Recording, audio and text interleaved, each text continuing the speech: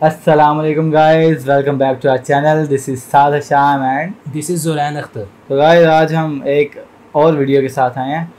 तो कल वाली वीडियो के ऊपर आपके बहुत अच्छे रिमार्क्स आए हैं, बहुत अच्छा रिस्पांस आया है। खैर काफ़ी लोगों ने मुझे नई वीडियोस को सजेस्ट किया है, तो मैं कोशिश करूँगा कि आने वाले कुछ वीक्स के अंदर उन वीडियोस के ऊपर रिएक्ट करूँ।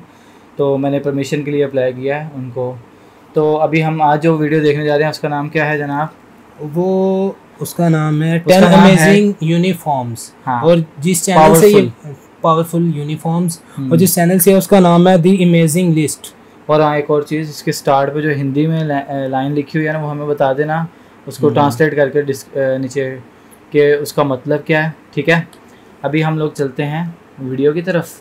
ठीक और है? हमारे चैनल को लाइक करें, कमेंट करें, सब्सक्राइब करें। और ये जो बेल आइकन है ना, इसको आप बजा दें प्लीज़ यार।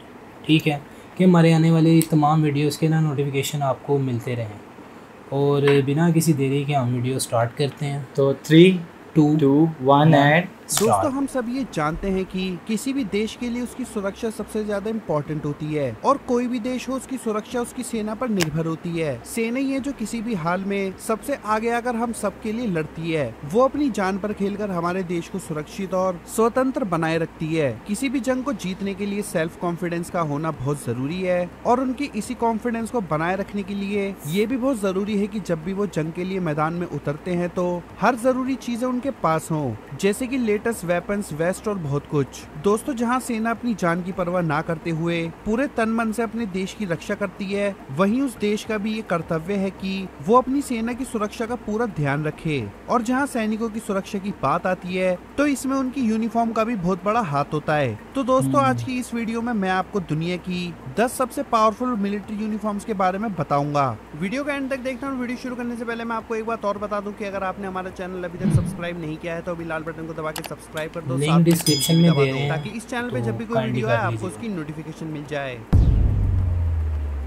यूनाइटेड स्टेट्स, जैसे कि हम जानते हैं कि अमेरिका के पास दुनिया की सबसे ज्यादा अर्थव्यवस्था है। दुनिया की सबसे पावरफुल आर्मी में यूएस का नाम सबसे पहले आता है। यूएस आर्मी की प्रोटेक्शन की सारी जिम्मेदारी यूएस डिपार्टमेंट ऑफ डिफेंस की होती है, जिसका headquarter pentagon, Arlington country, Virginia में मौजूद है। और इसी के साथ यूएस आर्मी दुनिया की सबसे बड़ी आर्मी में से एक है, जो कि बहुत ही बड़ी बात है। यूएस गवर्नमेंट अपनी जनता की सुरक्षा के साथ ही आर्मी की सुरक्षा का भी पूरा ध्यान रखती है, और इसीलिए उनकी यूनिफॉर्म को बहुत ही एडवांस तरीके से बनाया जाता है। उनकी यूनिफॉर्म्स दिखने में बहुत ही स्मार्ट होती हैं, लेकिन ये जितनी स्मार्ट दिखती हैं, असल में ये उससे भी कई ज्यादा स्मार्ट होती हैं। इनकी यूनिफॉर्म्स को एक इंटेलिजेंट फैब्रिक से बनाया जाता है, ताकि उनके शरीर में लगने वाली गोलियों के घाव आसानी से ढूंढे जा सकें और जल्द से जल्द उनका इलाज किया जा सके। ऐसे ही कुछ और यूनिफॉर्म्स भी बनाए जा रहे हैं, जिनमें मेडिकल सेंसर्स भी लगाए जाएंगे, जिससे सैनिकों की हेल्थ को मेजर भी किया जा सकेगा। और इसी के साथ जीपीएस के द्वारा घायल हुए सैनिकों की लोकेशन का भी पता लगाया जा सकेगा।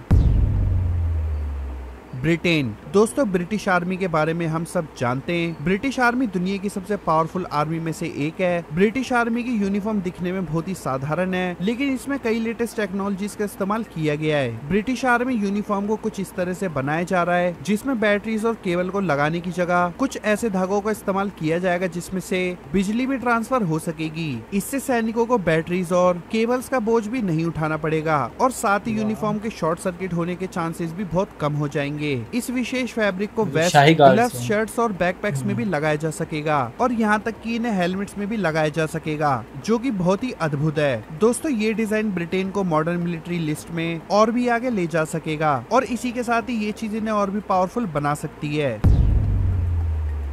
फ्रांस, दोस्तों फ्रांस के पास दुनिया का 5वां सबसे बड़ा डिफेंस बजट है, और इसी के साथ यूरोपियन यूनियन में सबसे बड़ी आर्म्ड फोर्स भी फ्रांस के पास ही है। फ्रांस ने 1495 से अब तक होने वाली 125 यूरोपियन वॉर्स में से 50 वॉर्स में भाग लिया, और 387 बीसी से अब तक 168 लड़ाइयां लड़ी, जिनमें से फ्रांस ने 109 बैटल्स में जीत हासिल की, और 49 लड़ाइयों में उन्हें हार का सामना करना पड़ा। इसी के साथ फ्रांस को यूरोप हिस्ट्री में सबसे ज्यादा सक्सेसफुल मिलिट्री मिलिट्री पावर का दर्जा भी दिया गया है। फ्रांस मिलिट्री में सोल्जर्स को स्पेक्ट्रा हेलमेट्स दिए जाते हैं जिनमें कुछ इलेक्ट्रॉनिक इक्विपमेंट्स भी लगे होते हैं जिससे वो हमेशा वेल ड्रेस्ड और एक्टिव रहते हैं। स्पेक्ट्रा हेलमेट्स एक बैलिस्टिक्स हेलमेट्स होते हैं जो कि ultra high molecular weight polythene spectra fibre को इस्तेमाल करके बनाए जाते हैं।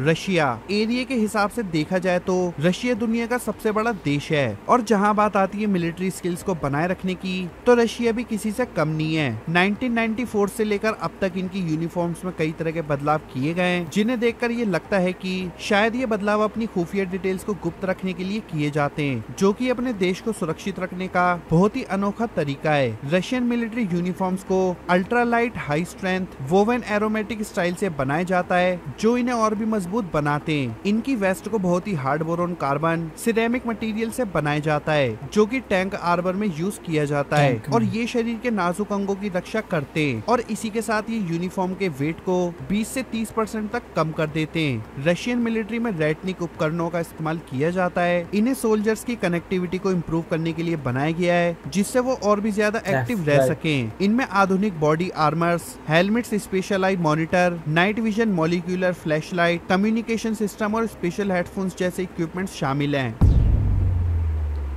इजराइल दोस्तों, इजराइल दुनिया के टॉप वेपन्स एक्सपोर्टर्स में से एक है। इजराइल की 4.5% जीडीपी रिसर्च एंड डेवलपमेंट में खर्च की जाती है और इसी के साथ इजराइल के पास दुनिया की मोस्ट टेक्निकली एडवांस मिलिट्री भी है। इन 65 सालों में इजराइल ने अपनी डिफेंस फोर्सेस को डिफरेंट ग्रुप से सिंगल यूनाइटेड आर्मी में बदला है। इन कई सालों में इनकी यूनिफॉर्म्स के कलर के साथ साथ और भी कई चेंजेस लाए गए। जहाँ पहले इनकी यूनिफॉर्म्स कॉटन मटेरियल से बनाई जाती थी, वहीं अब इन्हें पहले से ज्यादा सख्त और टिकाऊ बना दिया गया है जो कि सोल्जर्स को पहले से ज्यादा सुरक्षा प्रदान करते हैं। 2018 में आईडीएफ स्पेशल यूनिट की ऑपरेशनल इफेक्टिविटी और कॉम्बैट परफॉर्मेंस को लंबे समय तक इम्प्रूव करने के लिए इजराइल मिलिट्री ने बड़े कदम उठाए, स्मार्ट यूनिफॉर्म्स लागू किए। इन यूनिफॉर्म्स में कुछ नए फीचर्स भी ऐड किए। इन यूनिफॉर्म्स को स्ट्रॉन्ग फायर रेसिस्टेंट और स्वीट इवेपोरेटिंग मटेरियल से बनाया गया है और इसके साथ इनमें नी डिफेंस लेयर एर्गोनॉमिक्स का इस्तेमाल किया गया है जो कि बॉडी पर प्रेशर पड़ने से बचाता है। नॉर्थ कोरिया दोस्तों, नॉर्थ कोरिया दुनिया की सबसे बड़ी सेनाओं में से एक है। नॉर्थ कोरिया के पास 11,90,000 एक्टिव सोल्जर्स और 63 लाख रिजर्व सोल्जर्स और 1,90,000 पैरामिलिट्री पर्सनल्स हैं। 2018 में नॉर्थ कोरिया ने मिलिट्री यूनिफॉर्म का कलर ऑलिव ग्रीन से चेंज करके खाकी कर दिया और इसी के साथ इन यूनिफॉर्म्स में नए और बेहतर फीचर्स भी दिए गए। सोल्जर्स को पहले से ज्यादा प्रोटेक्शन देने के लिए उनकी जैकेट्स में स्पेशल पैडिंग दी गई। इन यूनिफॉर्म्स में कुछ नए एलिमेंट्स जैसे की सनग्लासेस, एयर पीसेस और आर्म बैंड भी शामिल किए गए। सोल्जर्स को कलाशनिकोव टाइप राइफल्स दी गई जिन्हें नॉर्थ कोरिया में ही बनाया गया है और इसी के साथ North Korea army ZM87 anti personnel laser का भी इस्तेमाल करती है जो कि UN protocol on blinding laser weapons के अंदर बैन की गई है। ये कम से कम 10 साल तक अपने देश की सेवा करते हैं और 17 साल से ही इनकी भर्ती शुरू हो जाती है और इसी के साथ इनके मन में ये विश्वास भी होता है कि किम जोंग उन और उनके बाकी सीनियर ऑफिशियल सोल्जर्स की प्रोटेक्शन को सबसे आगे रखना है। साउथ कोरिया दोस्तों, साउथ कोरिया के पास कुल 81,34,500 सोल्जर्स हैं जिनमें से 6,30,000 active soldiers, 75 lakh reserve soldiers और 4,500 पैरामिलिट्रीज हैं। इनके पास एक डेडिकेटेड यूनिवर्सिटी रिसर्च टीम भी है जो अपना सारा समय अपनी आर्मी के लिए बेस्ट यूनिफॉर्म बनाने में लगाती है और इसी के साथ वॉरियर प्लेटफॉर्म प्रोजेक्ट में अंतर्गत 2020 में एक नए डिजाइन को भी लागू किया जा सकता है। फिलहाल यह यूनिफॉर्म्स के स्ट्रॉन्ग कॉम्पिटिटर्स हैं जिन्हें टाइप ए और टाइप बी में बांट दिया गया है, जहां टाइप ए को यूनिवर्सिटी ने डिजाइन किया है और टाइप बी को आर्मी ने डिजाइन किया है। इन दोनों टाइप्स को मद्देनजर रखते हुए लेटेस्ट यूनिफॉर्म की सैचुरेशन को घटाकर उसकी विजिबिलिटी को कम किया जा सकता है और इसी के साथ जिपर्स की जगह बटन्स का इस्तेमाल किया जाएगा और चेस्ट पॉकेट्स की अरेंजमेंट्स को भी मॉडिफाई किया जाएगा ताकि इमरजेंसी के समय उन्हें आसानी से अपने इक्विपमेंट्स मिल जाएं। इंडिया। दोस्तों, हम सब इंडियन आर्मी को बहुत प्यार करते हैं और उनका तहे दिल से सम्मान भी करते हैं। वो हमेशा अपनी जान पर खेलने को तैयार रहते हैं और हमारे लिए वो अपने परिवार से दूर रहकर बॉर्डर पे तैनात रहते हैं। ऐसे में हमारा भी ये फर्ज बनता है कि हम उनकी पूरी जरूरतों का ध्यान रखें। एक चीज जो इंडियन मिलिट्री यूनिफॉर्म्स को इम्प्रेसिव बनाती है वो ये है कि इसे कस्टमाइज किया जा सकता है और इसी के साथ नई यूनिफॉर्म्स को वेदर कंडीशन के हिसाब से एडजस्ट भी किया जा सकता है। ये सुविधा उन्हें अलग अलग कंडीशंस में लड़ने में मदद करती है। हालांकि सभी सोल्जर्स को एक स्टैंडर्ड यूनिफॉर्म दी जाती है, लेकिन वो अपने युद्ध कौशल से अपनी काबिलियत को साबित करके अपनी यूनिफॉर्म को एक ब्लैक यूनिफॉर्म में अपग्रेड कर सकते हैं। ये यूनिफॉर्म आर्मर्ड कॉर्प्स ऑफिसर्स और एनजीएस को दी जाती है।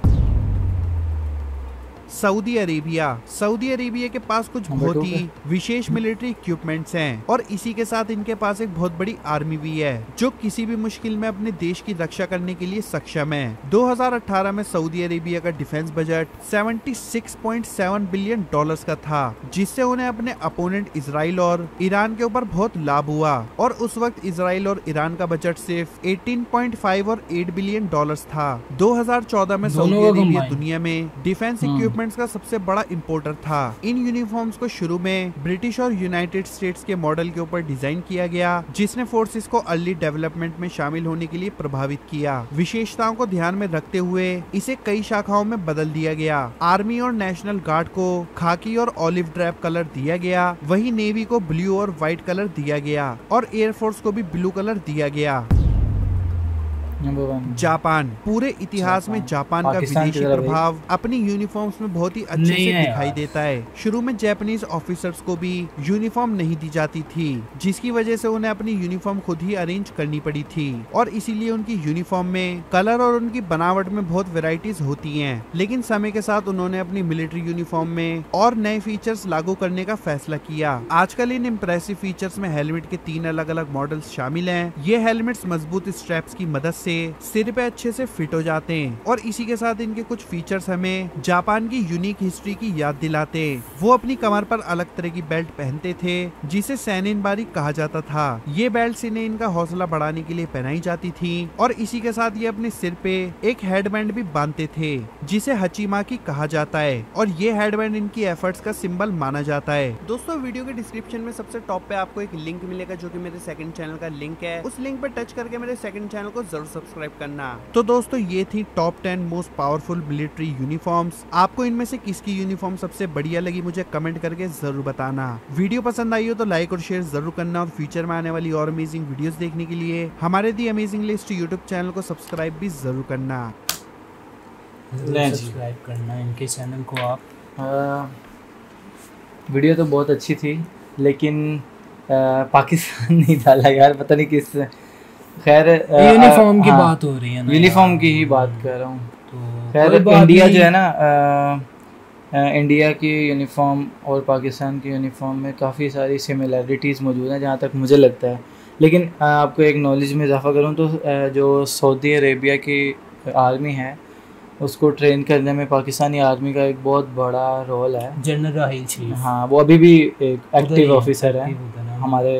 लास्ट जो थे साबिक आर्मी चीफ जो थे, आर्मी चीफ थे। खैर, बाकी वीडियो के हिसाब से अगर देखें तो टॉप पे इन्होंने जापान को रखा है। जापान की जो मिलिट्री, जापान की मैं ना एक दिन वो देख रहा था परेड मिलिट्री की, तो इनके अंदर तो सिमेट्री भी बहुत होती है, ये लोग बड़ा ख्याल रखते हैं।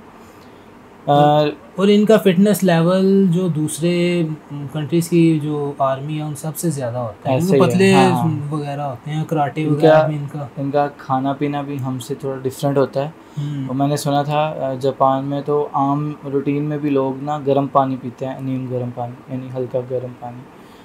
तो आजकल पीना भी इस तरह ही चाहिए क्योंकि बहुत सारी बीमारियों का इलाज गर्म पानी ही है और वो लोग, उनका बूढ़े होने की शरह भी बहुत जो है वो कम है।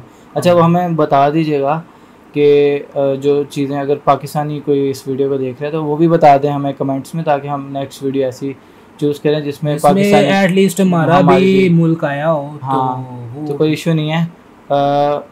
और इन्होंने जिस बेस पे किया, और अगर इनमें कुछ कंट्रीज का, अगर इंडिया के बारे में कोई चीज़ उनसे छूट गई है, अगर इस वीडियो में भी कुछ इन्फॉर्मेशन मिसिंग है तो वो भी आप कमेंट में कर सकते हैं। जिस तरह हमारी लास्ट वीडियो के नीचे इंडियन भाइयों ने कमेंट्स किए थे, कमेंट तो किए, वो हमें बड़ा बहुत अच्छा लगा लगे। हमें, और उन्होंने और- पूरी की पूरी डिटेल के साथ हमें लिस्ट बना के भेजी, और हम्म। मुझे वाकई बहुत अच्छा लगा।